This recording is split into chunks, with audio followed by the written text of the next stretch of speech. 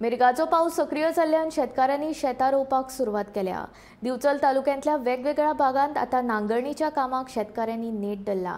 दुसरे वटेन पावसाचो नेट कमी जाल्ल्यान शेतकरी चिंतेंत आसात। आयज आमी आसा हांगासर मये हळदणवाडी मुळाक खाजन ह्या शेतान आणि हालींच आता पावस वर्सा सारको टायमार सुरू जाला आणि लोक शेताची कामां जी आसा ती नांगरणी आता सुरू जाल्या।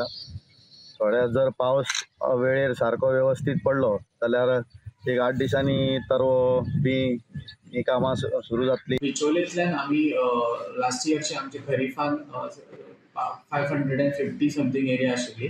सो आतां आमी न्यू एरिया आमी डेव्हलप पिळगांवची पडीक शेतां आशिल्ली ती आमची लागवडी खाली येता।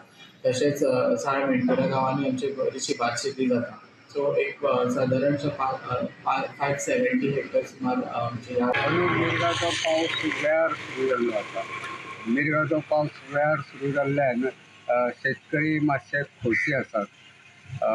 फाटल्या 2 दिसां पयलीं पडिल्ल्या दमदार पावसाक लागून वेगवेगळ्या भागात आता शेतकरी शेतात देविल्ल्याचे चित्र पळोवपाक मेळटा।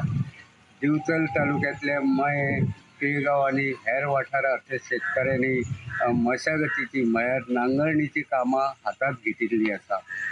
2 दिसां पयलीं दमदार पावस पडलो तरी कालच्यान मातसो पावस कमी जाल्ल्यान शेतकरी मातशे हुस्क्यात आसा। नेटाचो पावस पडलो जाल्यार नांगरणी आनी हेर मशागतीची कामां करपाक मजत जातली अशें शेतकारांक दिसता।